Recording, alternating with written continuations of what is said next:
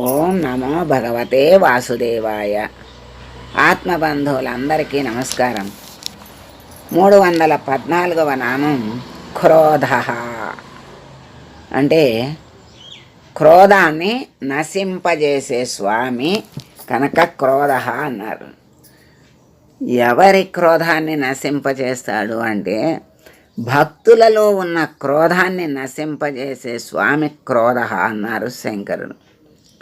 స్వామి పరమశాంత స్వరూపుడు.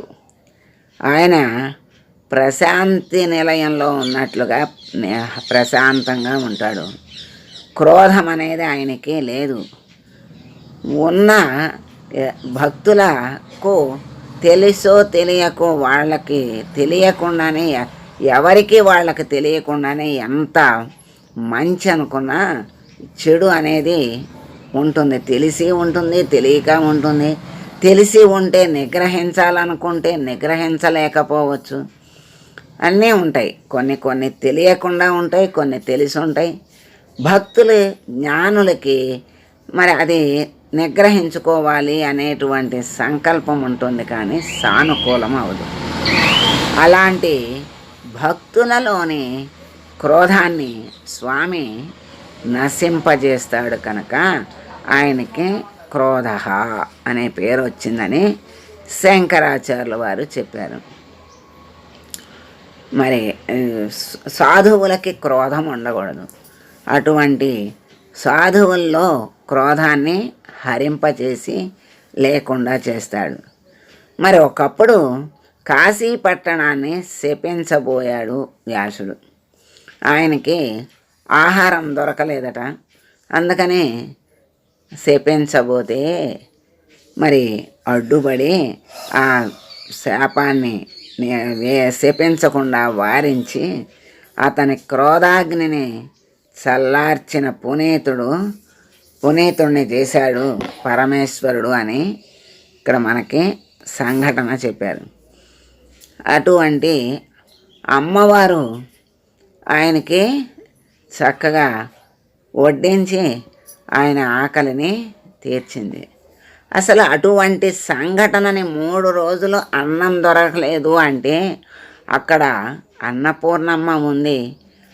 అక్కడ దొరకకపోవటం అనేది లేదు. అది కూడా పరమేశ్వరుని లేలే. ఎంతటి సాధువులనైనా ఎంతటి మహర్షులనైనా మరి పెద్ద పెద్ద స్థాయికి వెళ్ళిన కొద్దీ పెద్ద పెద్ద పరీక్షలు మరి నెగ్గితేనే కానీ ఇంకా పై స్థాయికి వెళ్ళరు కదా. ఎంత చదువులు చదువుకున్నా పెద్ద చదువులకి వెళ్ళిన కొద్దీ పెద్ద పరీక్షలు వస్తాయి. పెద్ద పెద్ద చదువులు చదివితే 1వ తరగతి వాళ్ళకి 2వ తరగతి వాళ్ళకి పెట్టిన పరీక్షలు పెద్దవాళ్ళకి పెట్టరు కదా. అలాగే ఎంత స్థాయి పెరిగినా పరీక్షలకు గురయ్యి ఆ పరీక్షల్లో నెగ్గితేనే వాళ్ళ జన్మ ధన్యమవుతుంది, భగవంతుడికి ప్రీతిపాత్రులు అవుతారు. అటువంటి జ్ఞానాన్ని మరి పరీక్షల్లో నెగ్గేటువంటి సామర్థ్యాన్ని సంపాదించుకోవాలి, భగవంతుడి అనుగ్రహాన్ని పొందాలి అనుకునేటువంటి ప్రతి వాళ్ళు కూడా. కానీ మరి పొందలేకపోతున్నారు, నిగ్రహించలేకపోతున్నామంటే మరి దానికేమిటి మార్గం అంటే మళ్ళీ ఆ భగవంతునే ఆశ్రయించాలి. స్వామి, నాకు నిగ్రహించే శక్తిని నాకు ప్రసాదించు, నాలో ఉన్నటువంటి దోషాలను పరిహారం చెయ్యి, ఆ నిగ్రహించుకునే శక్తిని ప్రసాదించమని మళ్ళీ ఆయన్నే వేడుకోవాలి. ఆయన్నే వేడుకుంటే ఆయనే వాటిని నశింపజేస్తాడు, ఆయనే అనుగ్రహాన్ని ఇస్తాడు. అంతటి దయామూర్తి స్వామి. అలా మరి 3 రోజులు అన్నం దొరకకుండా ఉంటే మరి అంతటి జ్ఞాని మరి మహర్షి తపస్వి అయినటువంటి ఆయనకి కోపం వచ్చి కాశీ పట్టణాన్నే శపించబోయాడు. అప్పుడు మరి అమ్మవారు అయ్యవారు దానికి శపించకుండా అడ్డుపడి ఆయనకి అమ్మవారు అన్నం పెట్టి మరి తృప్తిపరిచింది. ఆయనే కాశీ పట్టణంలో ఉండకుండా శివుడే అన్నాడు. బహిష్కరిస్తే అప్పుడు బాధపడ్డాడు. బాధపడితే అప్పుడు అమ్మవారు మరి అనుగ్రహించి సంవత్సరానికి ఒక్కసారి అమ్మవారు అనుగ్రహించి ఆయన్ని అనునయించింది. సంవత్సరానికి ఒక్కసారి వచ్చి దర్శించుకుని వెళ్ళు అని చెప్పింది తల్లి. అటువంటి మహానుభావులే క్రోధాన్ని చంపుకోలేరు. అటువంటి భక్తుల యొక్క క్రోధాన్ని నశింపజేసేటువంటి స్వామి గనక క్రోధ అన్నారు. సత్యసంధులు క్రోధరూపులైన రాక్షసుల్ని పరిమార్చే స్వామిని క్రోధ అన్నారు. మరి క్రోధరూపం అంటే కోపంతో ద్వేషంతో యుద్ధానికి వస్తారు కదా రాక్షసులు. అటువంటి వాళ్ళని సంహరించే స్వామిని క్రోధ అన్నారు. విజ్ఞులు ఓం క్రోధాగ్నే నమః అనే స్వామిని కొనియాడుతున్నారు. మరి సహజంగా మానవులకి కోపము, ఈర్ష్య, ద్వేషము అనేవన్నీ కూడా సహజంగా ఉంటవి. అవన్నీ కూడా నీచ గుణాలు. వాటినే ఉపయోగించుకుని మానవుడు ఒకళ్ళనొకళ్ళని బాధించుకుంటూ ఉంటారు.